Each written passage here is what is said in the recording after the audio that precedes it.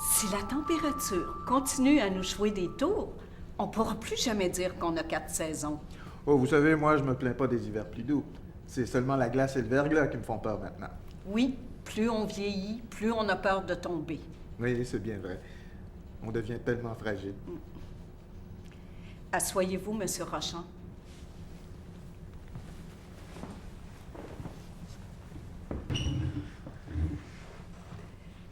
Et comment va Marguerite? Ah, très bien, très bien. On a fêté ses 40 ans la semaine dernière. Elle était contente. On a invité toutes les amies qui lui restent. La famille aussi est venue. Une bien belle fête.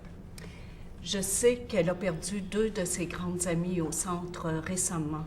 Et comme elle n'a pas beaucoup de chance de s'en faire de nouvelles, c'est une perte qui ne sera peut-être jamais comblée.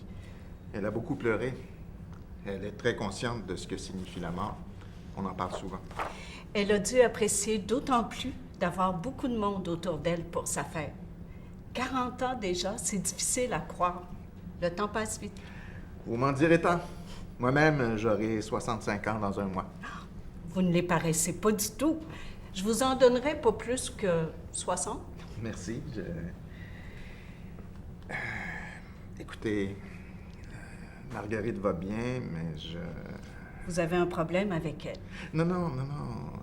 Simplement, elle a ses habitudes. Par exemple, elle a sa chaise préférée pour se bercer. L'hiver, je dois l'installer près de la fenêtre du salon. L'été, je la place sur la véranda. Pour la nourriture aussi, elle sait très bien ce qu'elle veut. Si on ne lui sert pas ses céréales préférées dans son plat bleu avec des fleurs, elle refuse de manger le matin. Je lui fais la lecture à haute voix. Je sais pas si elle comprend vraiment, mais elle sourit dès que je commence à lire. C'est toujours de cette manière-là qu'elle s'endort de soir. C'est très bien. Vous savez que certaines personnes ont besoin d'une sorte de routine. Ça les sécurise. Dès qu'on change leur habitude, ça les affecte, beaucoup plus que nous. Justement, je dois partir et... Vous partez en voyage? Dans un sens, oui. J'ai vu mon médecin il y a 2 semaines et enfin, c'est incurable. Ou, si vous préférez, à mon âge, le traitement me tuerait plus vite que la maladie. Je suis vraiment désolée. Pour vous et pour Marguerite.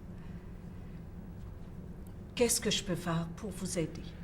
J'en ai déjà parlé à ses frères et à sa sœur, mais personne ne veut la prendre. Pour de courtes périodes, il n'y a pas de problème. Ils sont tous très attachés à elle. Mais ils travaillent, ils ont des enfants.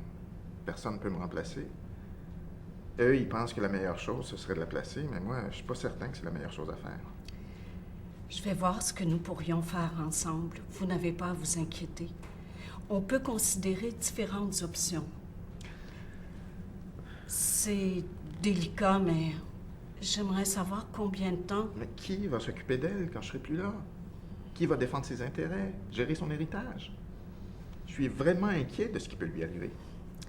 Je peux vous fournir des informations sur les ressources existantes pour vous aider à planifier l'avenir, mais c'est à vous de nous dire ce qui vous semble la meilleure solution. Il y a des régimes de protection, comme la curatelle, par exemple. J'ai peur qu'elle ne s'adapte pas et qu'elle se laisse dépérir. Elle peut rien dire, vous le savez. Moi, je peux communiquer avec elle, certaines intervenantes aussi. Mais je sais qu'il y en a 2 qui vont prendre leur retraite bientôt. Ce sera terrible pour ma fille, elle va perdre ses repères.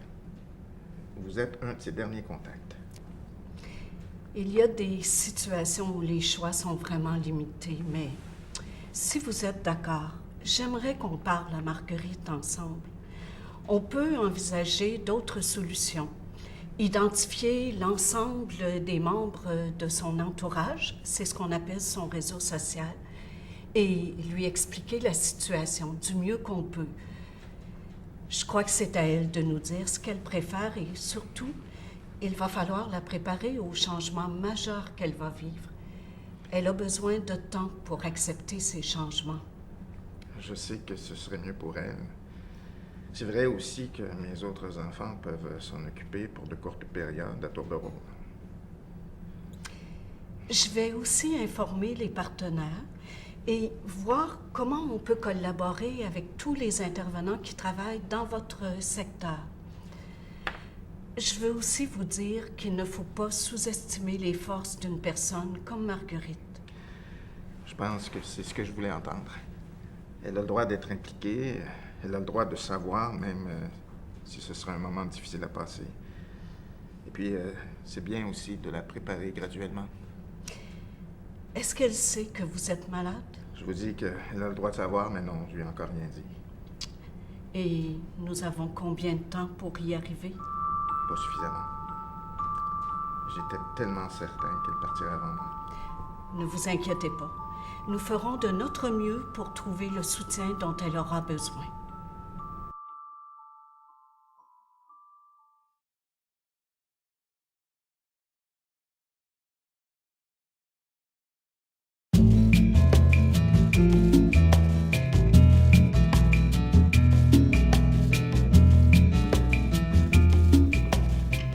Demain, c'est ma dernière journée, je prends ma retraite et j'ai bien hâte.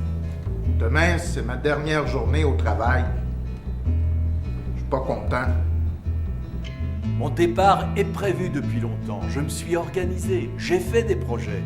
J'ai pris des cours de planification à la retraite. J'ai suivi les conseils de mon planificateur financier. Pas besoin de m'inquiéter, je vais pouvoir garder le même niveau de vie qu'avant. Et j'ai repris contact avec de vieux amis que j'avais un peu négligés. Je me suis même inscrit à des cours de cuisine japonaise et puis aussi à des cours de yoga.